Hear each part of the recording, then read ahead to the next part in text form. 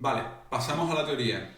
¿Qué es la gestión del conocimiento? A mí me parece una frase sencilla con dos palabras principales, que es gestión y conocimiento, que estamos muy acostumbrados a escuchar, pero bueno, yo me quiero atrever a darle un sentido, un significado más allá de lo que todos podamos entender de manera intuitiva por la gestión del conocimiento, que seguro que está bien, pero por intentar profundizar un poco ahí y poder diferenciar sobre todo de qué no es la gestión del conocimiento y qué sí es la gestión del conocimiento. Por lo tanto, vamos a empezar por la palabra conocimiento, ¿vale? Y a mí, como más me gusta explicar qué es algo, o al menos, mejor dicho, como más me gusta entender qué es algo, es por comparación. Entonces, en este caso voy a comparar información versus conocimiento, que creo que es algo que en cualquier contexto, en cualquier entorno, nos es muy importante saber diferenciar y entender. La información para mí son ideas sueltas,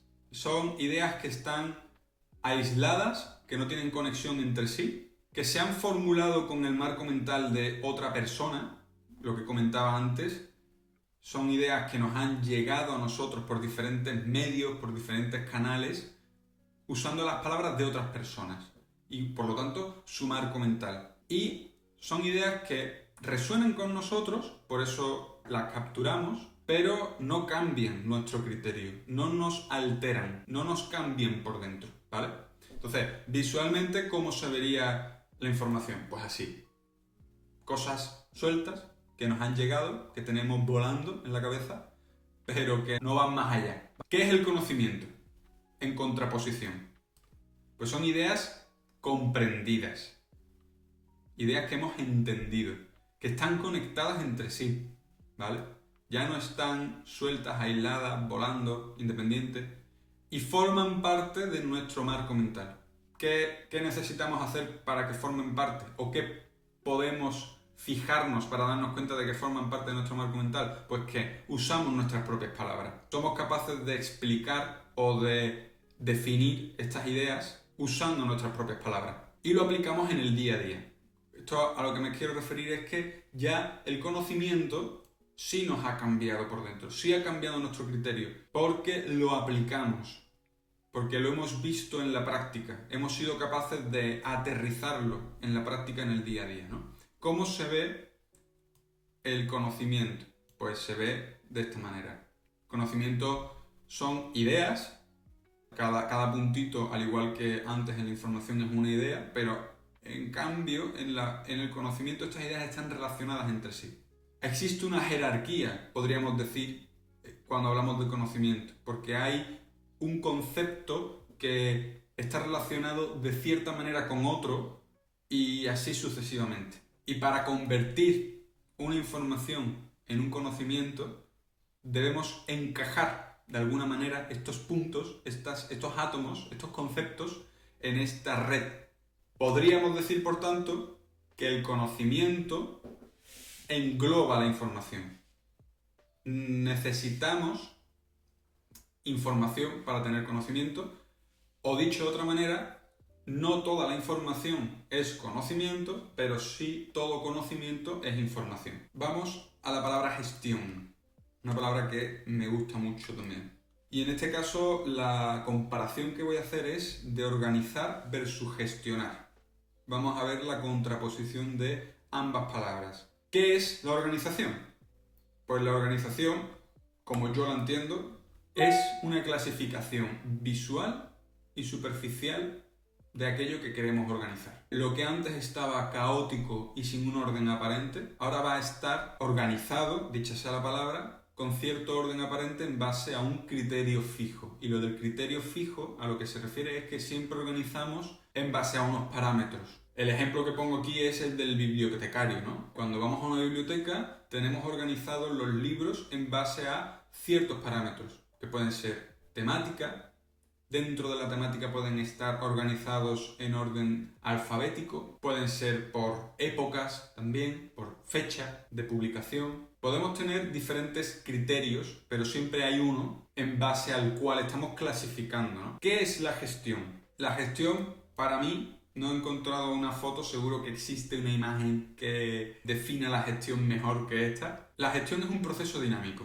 Para mí la gestión es usar los recursos que tenemos que ya han sido organizados, ¿vale? Porque si no hubiéramos hecho ese proceso de organizar los recursos, no sabríamos qué recursos tenemos, para conseguir unos objetivos concretos, para conseguir un resultado concreto. El ejemplo que pongo de gestión es el Project Manager. Para mí es el mejor ejemplo que hay. Todo el que haya trabajado en un equipo en donde hay un Project Manager, un jefe de proyecto, sabe que su trabajo consiste en usar los recursos que tiene, tanto humanos, que sería su equipo de ingenieros, por ejemplo, como económicos, para conseguir el objetivo, que en este caso sería que el proyecto que tiene a su cargo salga en tiempo y forma, ¿no? Entonces él tiene un objetivo claro, que es que el proyecto se ejecute en tiempo y forma, y para ello lo único que tiene es que gestionar sus recursos. Y es un proceso dinámico, no tiene un orden ABC, es un conjunto de acciones, de ejecuciones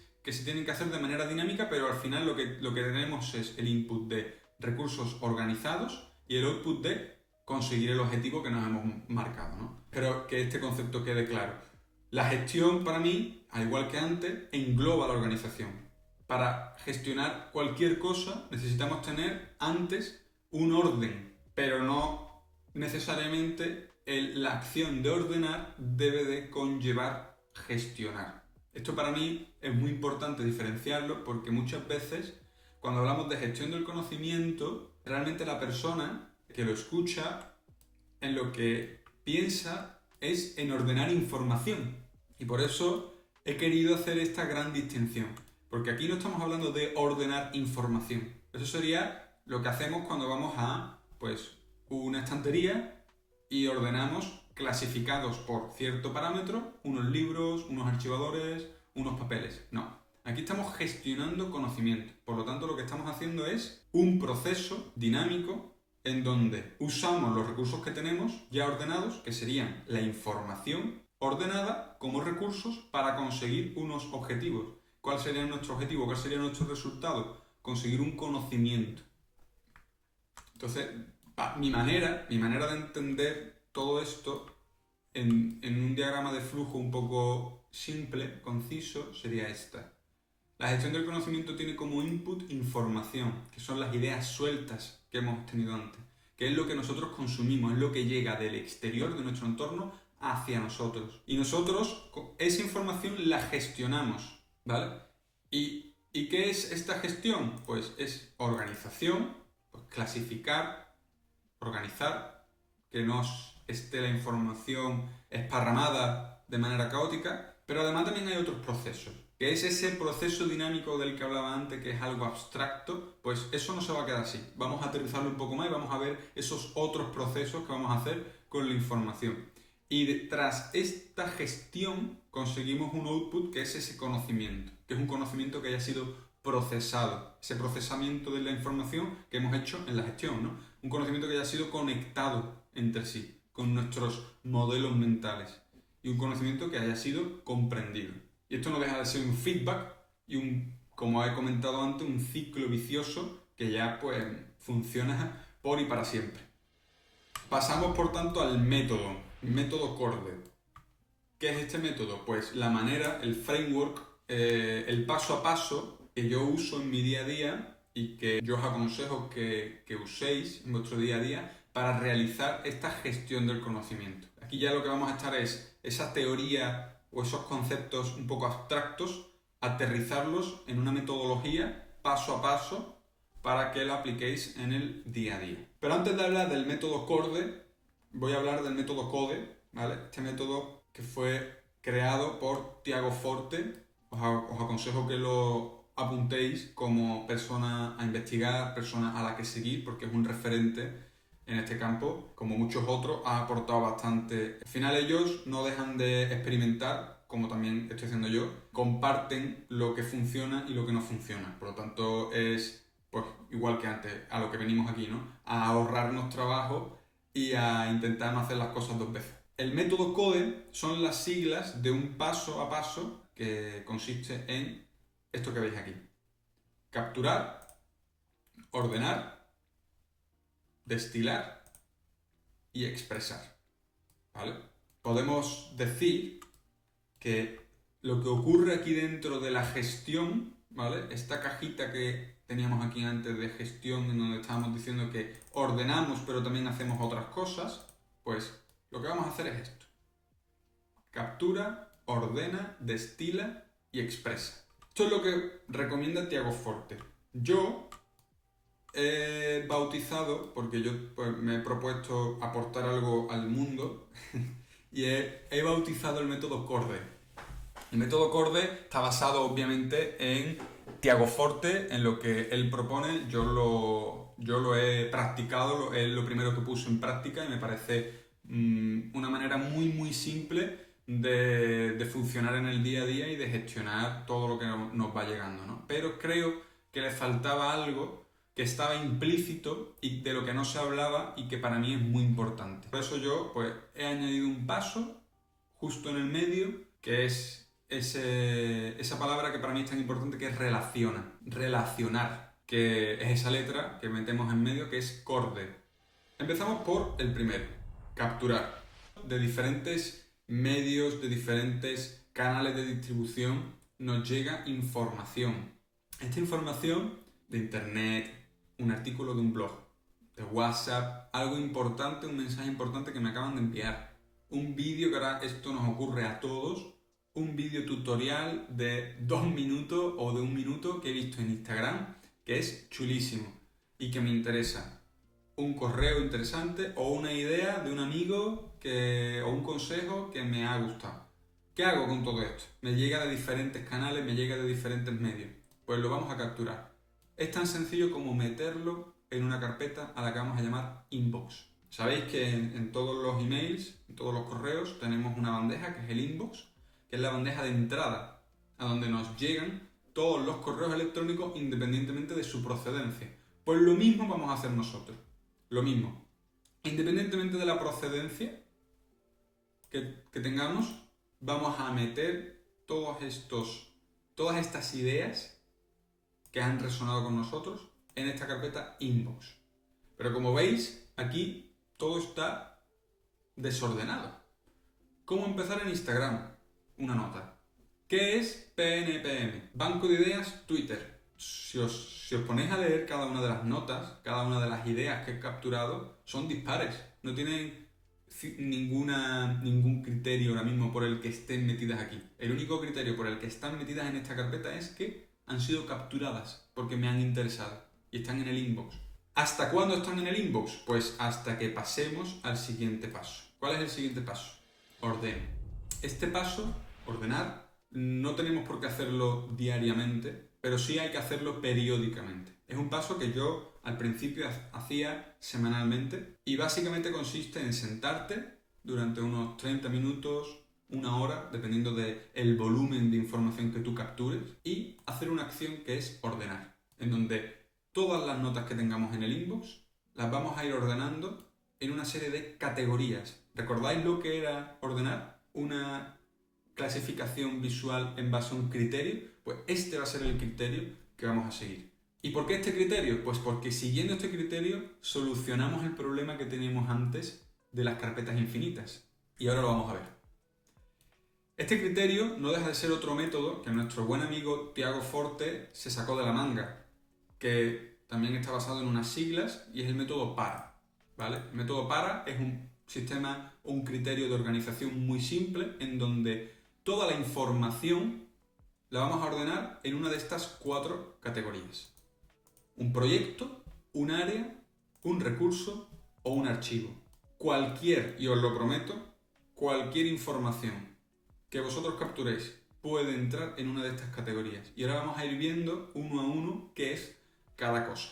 Porque me parece también muy importante que entendáis la diferencia y sepáis analizar vuestro día a día actual e identificar qué proyectos tenéis ahora mismo, qué áreas tenéis ahora mismo y qué recursos, ¿no? Podríamos decir que en orden descendente estaríamos pasando de más accionable a menos accionable. Y ahora vais a entender a qué me refiero.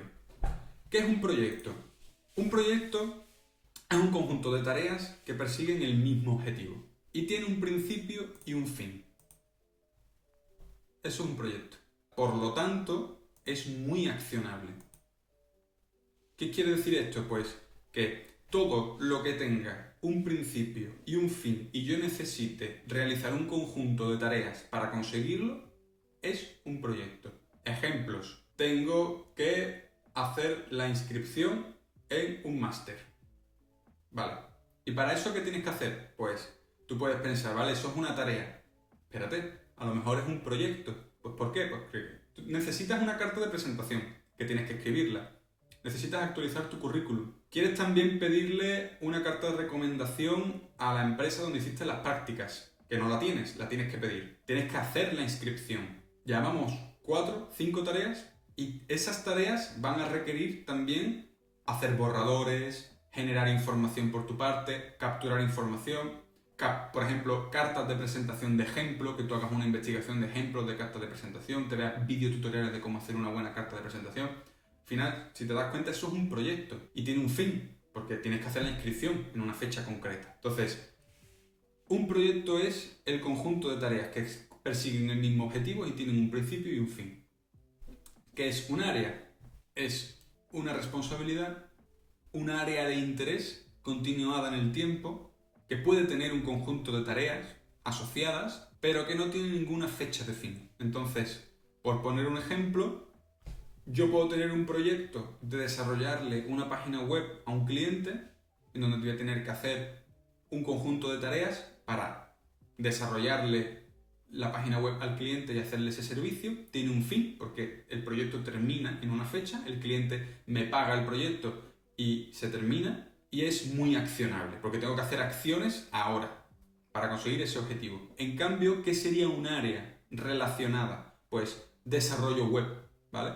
Un área de responsabilidad sería desarrollo web, porque todo lo que esté relacionado con eso me va a interesar. Yo puedo estar haciendo tareas de investigación, de desarrollar un framework, de desarrollar imagínate, un portafolio, pero no tiene un fin, porque a mí el desarrollo web me va a interesar de manera indefinida por ahora, hasta que me deje de interesar y yo cierre el área, ¿no?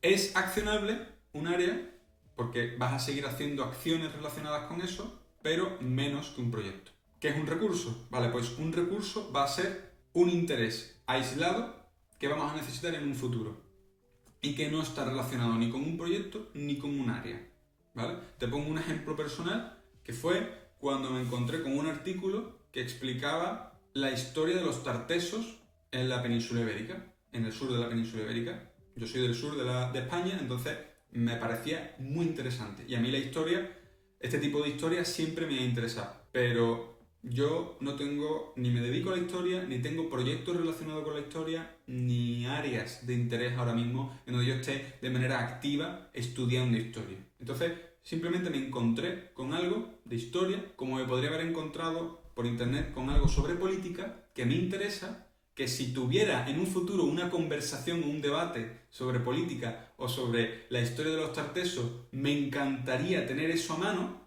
pero ahora mismo no es accionable para mí porque no lo voy a usar para nada. Pero en un futuro a lo mejor lo voy a necesitar. Entonces eso es un recurso. Y por último, ¿qué es un archivo? Pues todo lo que ya no necesito, pero me interesó en el pasado. En este sistema no vamos a eliminar nada, ¿vale? No eliminamos nada. Lo que hacemos es archivarlo. El archivo va a ser la papelera de nuestro sistema. Igual que cuando tú en Windows eliminas algo, pero realmente lo tienes en la papelera y lo puedes recuperar, pues nosotros hacemos aquí lo mismo. En nuestro sistema no vamos a eliminar nada, lo que vamos a hacer es archivarlo, que básicamente va a ser mover esa nota a la carpeta de archivos, para que nos deje de molestar en el día a día. ¿Y por qué lo archivamos? Porque fue algo que nos interesó, por algún motivo nos interesó, y han dejado de interesarnos. Ya no lo necesitamos, pero no sabemos si en un futuro nos puede volver a interesar. Por lo tanto, lo archivamos. Yo sé que puede ser un poco abstracto esto de entender qué son los proyectos, qué son las áreas, los recursos. A mí me costó un tiempo saber aplicarlo a mi día a día y saber identificar, pero os puedo prometer que merece la pena hacer el esfuerzo, merece la pena entenderlo y aplicarlo, porque una vez que empezáis a ver la diferencia y a entender qué es cada cosa, hay un cambio brutal en cómo vosotros organizáis la información y por tanto en cómo la gestionáis después. Esto es un ejemplo de cómo podemos aplicarlo en el día a día, la diferenciación entre proyectos, áreas, recursos y archivos. Yo puedo tener un cliente que se llama X al que le estoy haciendo una página web, proyecto 001, puedo tener otro cliente que le estoy haciendo otra página web, proyecto 002, y necesito diferenciar los proyectos porque cada uno quiere una página web distinta, tiene unos requisitos distintos, unos tiempos distintos, y claro, necesito gestionar a cada cliente por separado. El contexto de cada cliente, presupuesto, los contratos, todo por separado. Pero tienen, si os dais cuenta, una base común, que es que lo que yo le estoy haciendo, el servicio que yo le estoy haciendo a los dos clientes, es una página web, es desarrollar un software. Entonces, ¿cuánto puedo yo ahorrarme si yo tuviera un área de conocimiento que fuera desarrollo software? Y en ese área tener yo toda la información, todo el conocimiento que yo aplico cuando desarrollo software y en este caso una página web. Pues voy a ahorrarme mucho, porque de esta manera yo voy a diferenciar lo que es genérico de desarrollar software, lo que son lenguajes de programación, lo que son mi manera de presupuestar, incluso plantillas que yo tenga de diferentes páginas web para reutilizarlas.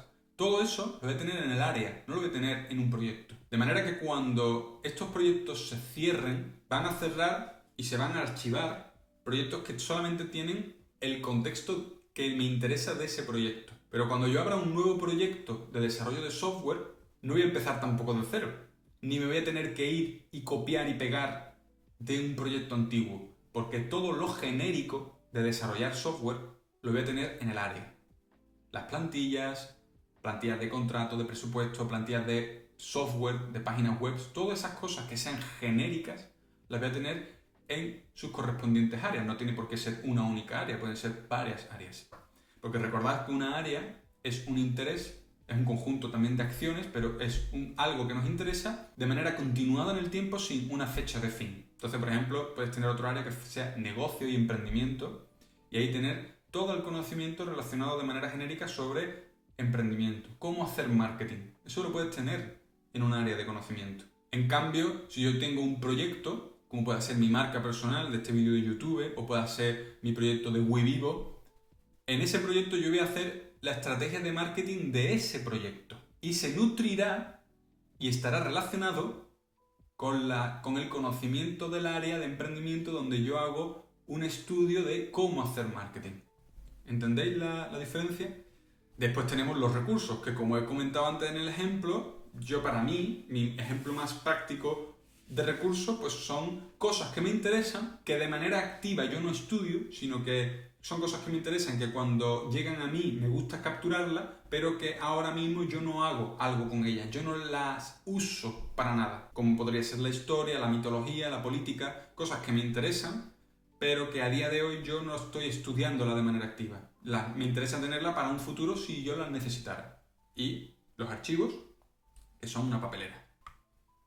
Entonces, hasta ahora hemos hecho la captura, hemos ordenado todo lo que hemos capturado y ahora lo que vamos a hacer es relacionarlos. Porque vosotros pensad que hasta ahora lo que hemos hecho ha sido arrastrar la nota que teníamos aquí de banco de ideas de Twitter a otra carpeta que se llama proyectos o se llama áreas. Eso es lo que hemos hecho para ordenar, no hemos hecho más nada. Este es el paso que yo creo que es muy importante tener en la cabeza, que yo he añadido al método de Tiago Forte y que creo que todo el mundo deberíamos de hacer de manera consciente, que es crear conexiones entre los conceptos. Crear conexiones entre los conceptos. Y aquí me vais a permitir que hable de Elon Musk. Elon Musk es una persona muy famosa. Bueno, hace poco fue el primer no sé ni cómo decirlo, 3 veces millonario.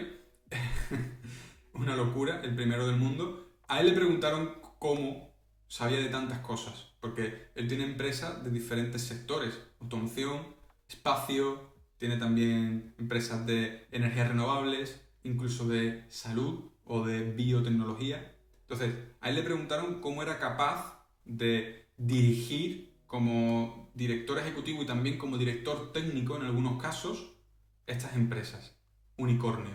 Y él respondió con este concepto, árbol de conocimiento. El árbol de conocimiento para él es esto que veis en la imagen. Todos los conceptos que estudiemos, que lleguen a nosotros, que intentemos comprender, los debemos de relacionar. Y él decía que tenemos que aspirar a construir bosques de conocimiento, no quedarnos en el árbol. Entonces, ¿esto a qué va? Pues esto lo que va es a que el árbol tiene conceptos raíces, como veis aquí, que son conceptos básicos fundamentales de ese campo, de esa temática, ¿vale? Pues como podríamos decir, dentro de la ingeniería, pues a lo mejor los conceptos raíces van a ser las matemáticas, la física, los conceptos básicos. Después de esos conceptos básicos raíz van naciendo los troncos, las ramas, las verticales. En ingeniería podremos irnos a ingeniería mecánica, ingeniería electrónica, ingeniería aeroespacial. Van a compartir los conceptos raíces, que son esas matemáticas, esa física, pero ya estamos diferenciando diferentes verticales, diferentes troncos. Y por último, conceptos átomos o hojas, que es lo más atómico, los casos de uso, lo que va dándole volumen al árbol, ¿no? Que es las millones de maneras que podemos aplicar la ingeniería electrónica, las millones de maneras que podemos aplicar la ingeniería fluidomecánica, son esos conceptos átomos. Pues él va más allá, que es que estos conceptos átomos y estas ramas, estos árboles de conocimiento se deben de bifurcar con otros árboles de conocimiento. ¿Cómo podemos nosotros relacionar la ingeniería con el marketing, con el negocio, con la economía, con la política? ¿Cómo podemos relacionar todo eso? Esto es lo que ha hecho Elon Musk y por eso le va tan bien, porque él es capaz de ver el bosque de conocimiento, entender las cosas y sus relaciones entre ellas. Y no se queda en el mundo tecnológico o en el mundo de los negocios, sino que él intenta tener una visión holística de todo, ver cómo relaciona todo con todo. Por muy dispar o muy distinto que podamos verlo a primera, seguro que existen relaciones. Entonces, yo creo que el ser capaz de encontrar relaciones y conexiones entre los conceptos es algo fundamental. Antes os he hablado de los modelos mentales. Yo creo que para mí es una herramienta que aplico o intento aplicar en el día a día multitud de veces. Y esto es cómo funciona en mi cabeza, ¿vale? Yo no digo que esto sea hacer modelos mentales.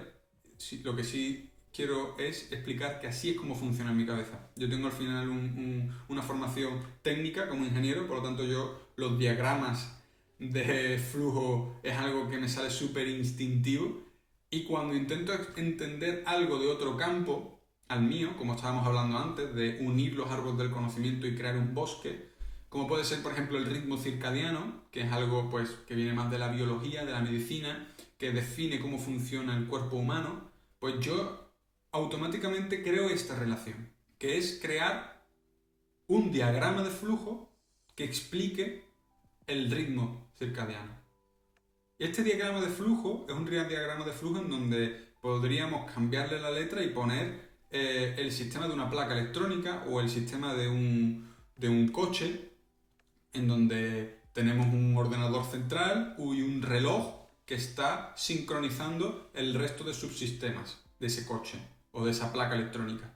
Pero yo he hecho este símil, esta comparación, esta relación para entender cómo funciona el ritmo circadiano. En donde en este caso pues tendríamos el entorno, que sería el ciclo de la luz y de la oscuridad, y el ritmo circadiano, que sería nuestro sistema, pues sincroniza todos nuestros órganos con un reloj principal, que es el reloj endógeno principal. Pues esto sería como mi manera de entender cómo funciona esto usando mis modelos mentales. Y a mí me ayuda, y me ayuda bastante.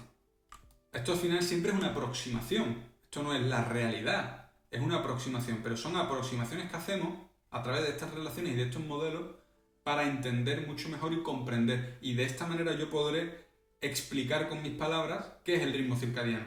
De otra manera a lo mejor no podría. Por lo tanto estoy comprendiendo un concepto que antes era información. Porque si yo me leo la descripción de Google de qué es el ritmo circadiano, pues va a usar una terminología que a lo mejor yo no controlo, que es la terminología típica de un biólogo. Entonces yo necesito transformarlo a mi modelo mental, a mi terminología.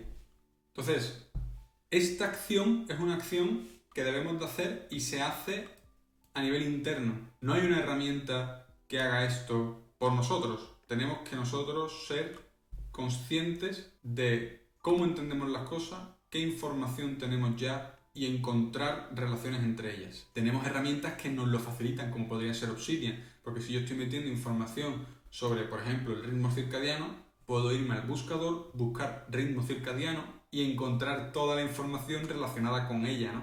Y ahora entender cómo esta nueva nota, este nuevo concepto, se relaciona con lo que yo ya tengo en mi sistema, que es lo que yo hago, por ejemplo. Pero al final ese proceso de comprensión y de relacionar lo tenemos que hacer nosotros. Pero es muy importante que lo hagamos. Y por último, dos pasos que normalmente se hacen a la vez, que son el de destilar y el de expresar, que no dejan de ser filtrar y expresar con tus propias palabras.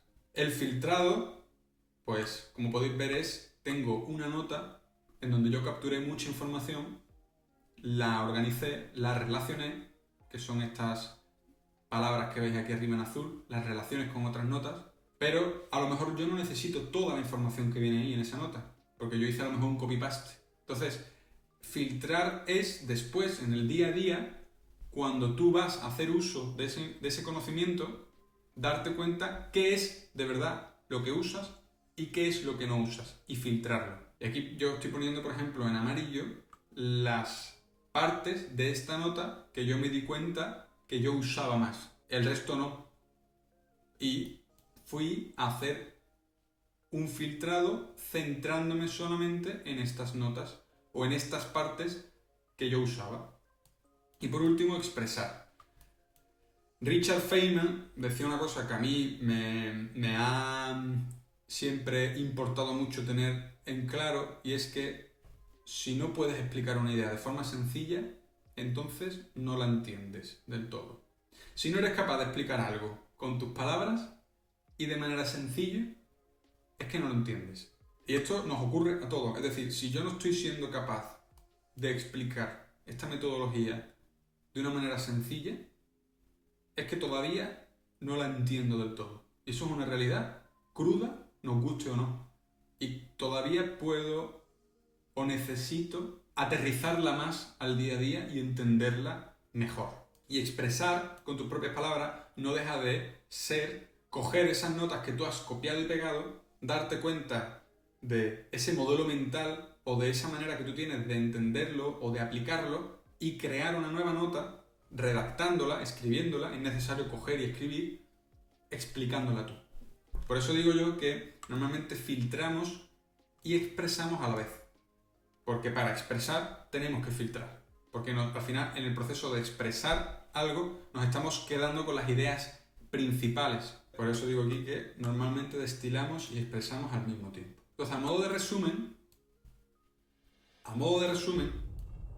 tengo aquí ya el diagrama completo de lo que es el método que yo uso en el día a día para gestionar mi conocimiento. Y aunque parezca muy complejo, realmente son 3 acciones. Son 3 acciones que tenemos que hacer. La acción de capturar,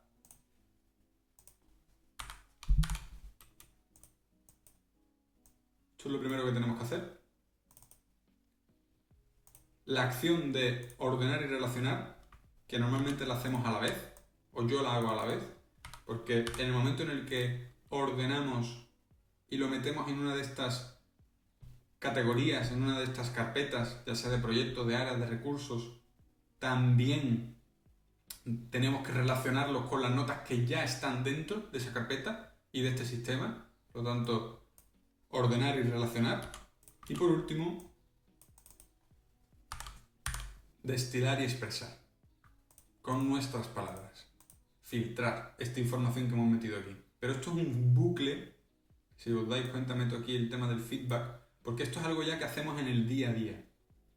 Esto lo hacemos ya cuando estamos trabajando con la información. Esto es algo que ocurre de manera natural. Estos dos pasos sí los tenemos que hacer de una manera más proactiva. El de capturar, os lo dije, que cuando notáis que algo ha resonado con vosotros, tenéis que pasar a la acción y capturarlo. No podéis dejar que pase, no podéis ignorarlo y meterlo en el inbox. Muy importante. Y ya cuando lo metéis en el inbox podéis relajaros y seguir. Por eso tenéis tranquilidad, porque todo lo que os resuena, todo lo que os interesa, está en el inbox o en el sistema. Y cuando pasa cierto tiempo, una semana, varias semanas, os paráis, os sentáis y os ponéis a ordenar y a relacionar. Y esto es otra acción proactiva que tenéis que hacer. Tenéis que pararos y limpiar el inbox y meterlo en el sistema. Y ya después, en el día a día, vais a ir filtrando y expresando con vuestras palabras sin daros cuenta. Porque cuando tengáis que revisar algo que está aquí, pues necesitaréis entrar, leer, ver qué es lo que os interesa de lo que estáis buscando. Por ejemplo, si vamos al ejemplo de Docker de antes, yo hice la búsqueda de Docker, entré, me puse a leer y a lo mejor yo en ese momento ¿yo qué necesitaba? Yo lo que necesitaba era instalar Docker. Pues yo ya me estoy dando cuenta de que de todo esto lo que a mí me interesa realmente es instalar Docker. Porque yo ya sé qué es Docker. A lo mejor yo realmente no necesito que me vuelvan a explicar lo que es Docker. Necesito instalar Docker. Y a lo mejor imaginaros que en otra situación vuelvo a necesitar volver a recordar los pasos de instalar Docker. Pues en ese momento tú ya deberías en ese momento saber que te tienes que crear una nota únicamente de la instalación de Docker, en donde tú te estés explicando a ti mismo cómo instalas tu Docker. Y ya te ahorras este paso de venir aquí y de leer todo esto y decir, vale, esto es lo que me interesa, porque te habrás creado la solución concreta para instalar Docker. Y eso es básicamente destilar y expresar. Darte cuenta de qué es lo que realmente necesitas y contarle a tu yo del futuro eso que necesitas para que cuando lo vuelva a necesitar lo tenga en bandeja. Eso es filtrar y destilar. Y eso sería todo. Hemos terminado con la parte teórica, la parte del método. Ahora sí que sí, nos vamos a ir a la práctica.